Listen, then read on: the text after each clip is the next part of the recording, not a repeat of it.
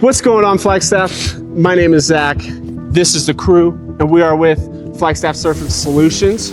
We'll get a little team introduction. What's up, guys? I'm Taryn. I'm Ryan. I'm Joseph. I'm Matthew. And we are here tackling downtown cleaning. We're hitting all of the historic district. We're going through pressure washing, gum removal, a little bit of graffiti removal, and we're going through cleaning it all up, making it spick and span for the holiday season. 3, 2, 1, Go team! Oh my god, we gotta get something better. Yeah, that was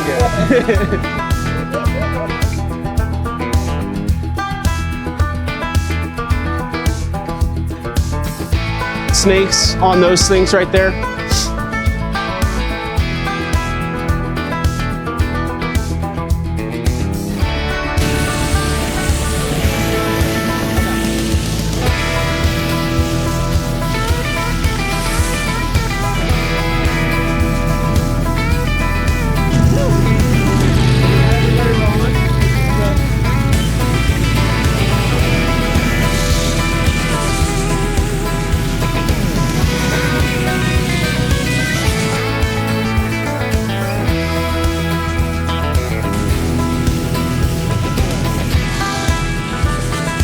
We basically have been hitting the project, I would say, for the last, I guess, would be 3 weeks. It's been a mission for sure. It's been fun. It's had a lot of highs, a lot of lows.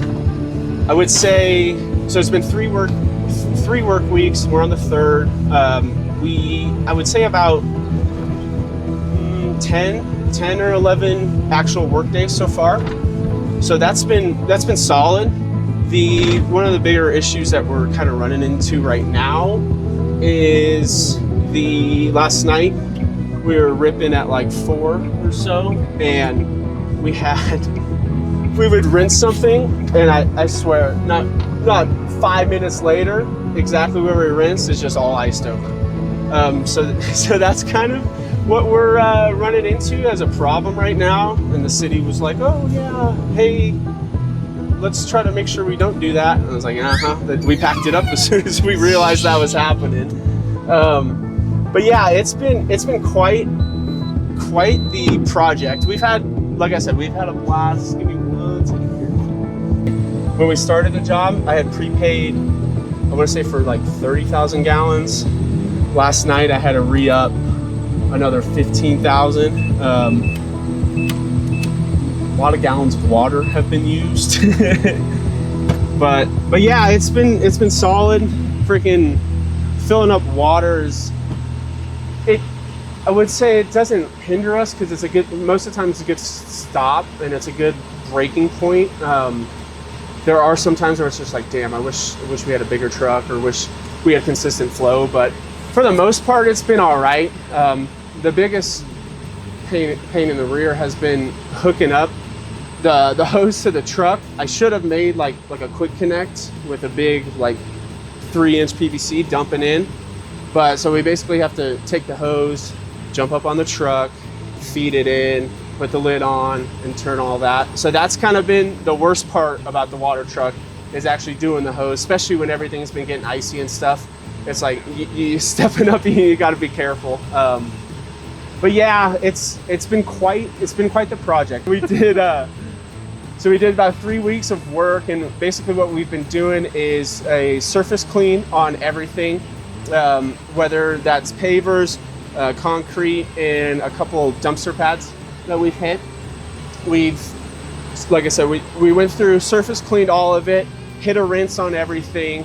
We were pre-treating it as well, and then now what we're doing and focusing on is we're going through to all of the popular spots, like the in front of the bars, the popular corners, and we're basically hitting all of those with gum removal, and then we're hitting everything kind of with a post treat. So what that post treat's doing is basically bringing any of those organics back up and killing them on site, and then it'll eventually leave the concrete a lot brighter and those pavers a lot brighter. Doesn't really help for the gum removal, but for the gum removal, we've been going through and blasting away. I was joking with my contact with the city, and I told him, he's like, hey, how's it going? I emailed him back all groggy this afternoon when I woke up. I go, yeah, so I think this gum is about as old as the damn town. And it's like, I think that's 100-piece-old gum, 100-year-old piece. But yeah, so surface clean, gum. Tonight we're doing Heritage Square, which will be our last surface clean for basically the sidewalks, and we'll probably try to rip through and do all the gum and all that. That way we don't have to go back into Heritage.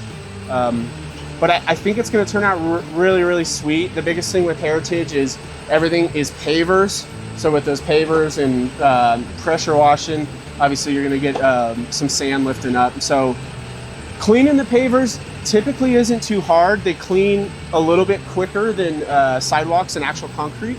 But the rinse on the pavers is absolutely twice as long, because you got to rinse all that sand, and then as soon as you think that you have it done, all right, more bubbles up to the surface.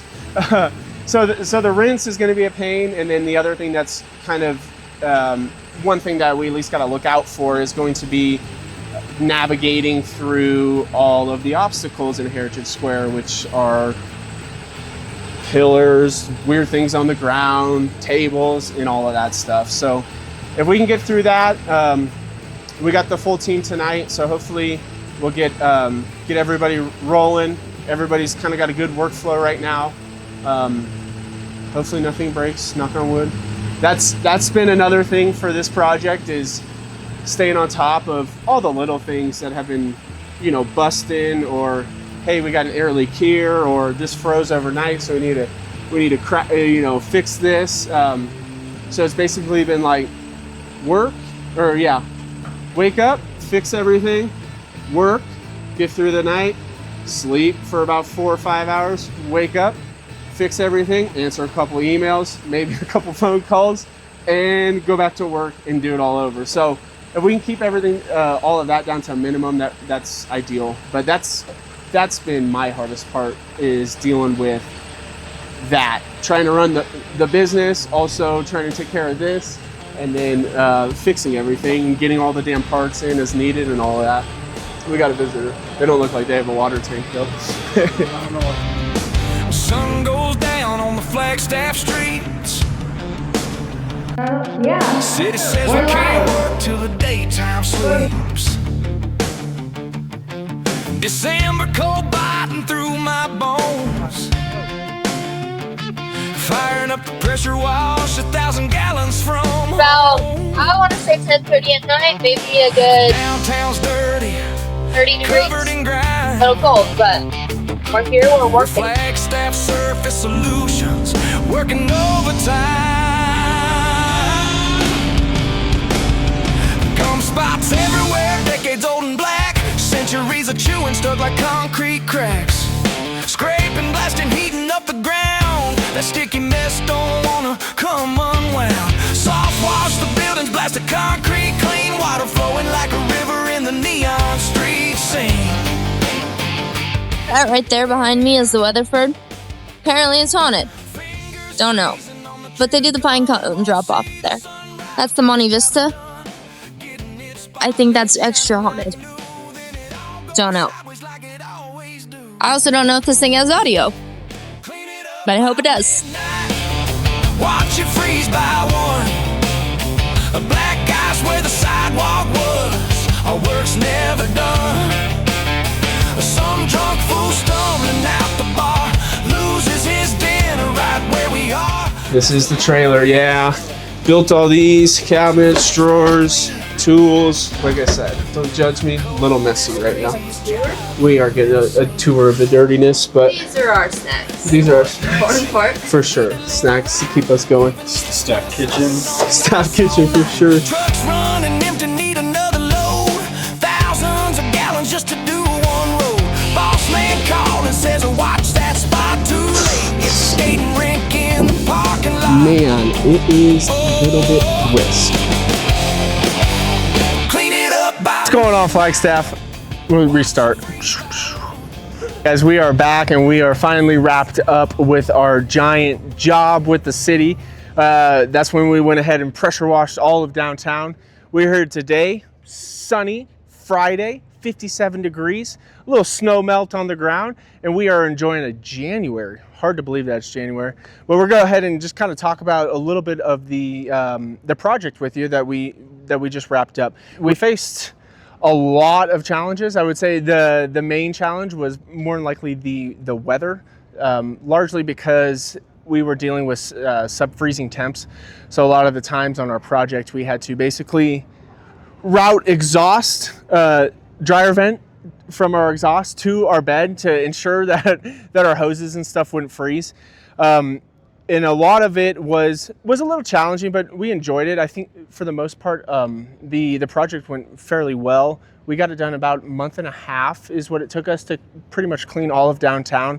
And again, I want to highlight that we hit all the sidewalks, we hit all the gum removal, a little bit of graffiti, and basically went through and chipped away at every block that we could. The main problems that we ran into on our big job was the accumulation of gum around trash cans. That was a huge one. And then also around like popular spots, bar spots, coffee shops, corners. That's kind of where we spent a lot of our time. So if you saw us working into the night or the early mornings, just know we were trying to keep the city clean for you guys.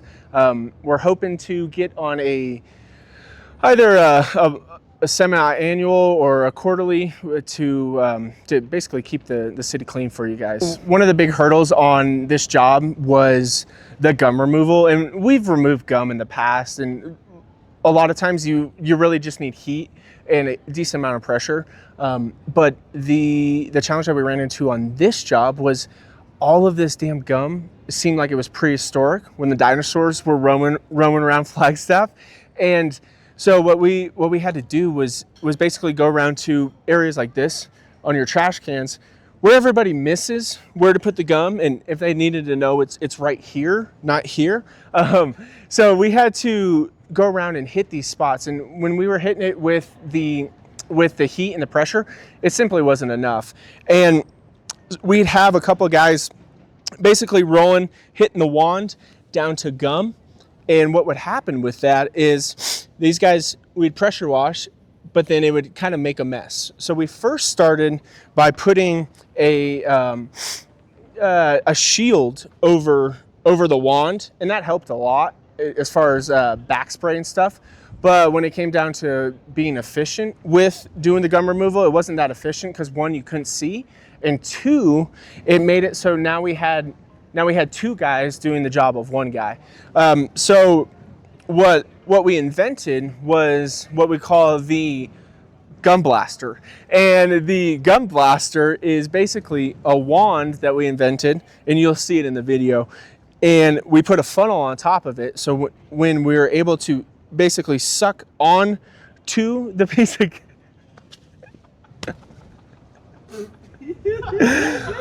golly, man. So we had the invention, which we called the gum blaster 9000, and it was basically a funnel that we would put over the piece of gum, and this ensured that one, we were able to clean the gum a little bit more efficiently, and then two, we were able to clean the gum a lot cleaner because now all of a sudden all that overspray is being housed in the funnel. And look for my affiliate link coming soon where we're going to be having the funnel. All right. So if you need a funnel for your pressure washer, I'm your guy. And we call it the gum blaster. But anyway, that thing would basically stick on the ground, create a little bit of a suction. And what would happen is that the water and the pressure would be going about 200 degrees, pressure right around 3000. And that thing would be recirculating in there and also focused on the gum.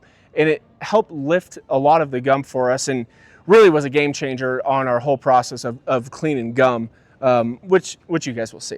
So I kind of want to touch on a little bit of our challenges that we faced in this project. I had mentioned earlier about the gum and kind of how we overcame that challenge by inventing the Gum Blaster 9000. But another thing that we kind of dealt with was the hours that we had to clean. And for those, that was a little bit stubborn hours, I'd say. We had to basically work between the hours of 9 p.m. and 5:30, 6 a.m., the off-peak hours. And in theory, that should be perfect. Nobody's going to be downtown. Everybody's going to be, filtering through. We should have the streets to ourselves. And we did for a large part, but one of the main problems that we ran into working at those hours in November was the freezing temperatures. And the freezing temperatures were pretty much one of the biggest hurdles that we had faced. And we'd be working a lot of the times, and we'd go ahead, clean something. As soon as we got done cleaning, rinse everything off, go grab your hose, come back, all of a sudden, soup, slipping on ice. The stuff that we had just washed was now freezing. And that was the case for not only the sidewalks, but everything that was around the sidewalks, the asphalt, the walkways. So we had to not only clean downtown, but we had to make sure that we weren't creating huge puddles and ice blocks for the next morning where people, pedestrians and stuff are walking. So we would do an extra rinse to ensure that all the sidewalks were going to freeze over just gently and weren't going to puddle up. So that was another big hurdle. The gum, like I had mentioned earlier, and then another thing was just keeping on top of the machine maintenance. I mean, we had four pressure washers going, one soft wash, 3 pressure washers, and it was just staying on top of those guys. Sometimes, you run into fuel delivery issues, you run into air in some of the lines.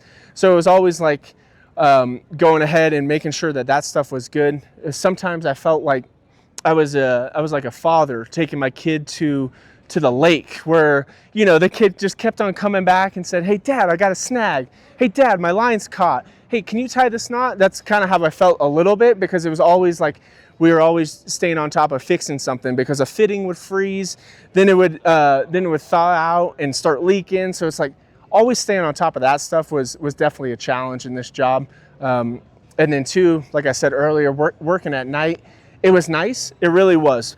And let me give you one example. So we were, this alley in particular, Ryan, you remember this? This alley, we had spent about 2.5, 3 hours hitting. There's a dumpster pad right around Sosaba that's right over there. We had cleaned this thing for 2.5, 3 hours, and it was a little bit longer than we anticipated it was going to take. Anyway, we're pulling out, turning the corner right here, parked, wrapping up our hoses. And it's about 2:30 in the morning, 20 degrees outside. Life's okay still. And we're wrapping up our hoses. Two gentlemen start walking down the alley. And we're like, "Oh, what's going on with these gentlemen?" This dude is literally throwing up on that light pole right on the concrete where we had just washed. And Ryan and I look at each other and we're just like, "Are you kidding me? The ground is still wet and the guy is throwing up on it." So that is part of the reason why I want to try to get with the city and stay on top of this stuff, because no matter how good you clean it, how nice you clean it, how good it looks, all it takes is one drunk person to come throw up on your damn concrete to really ruin your morning. That's another challenge, I should say. That's all I got, I think. Firing up a pressure wash, 1,000 gallons from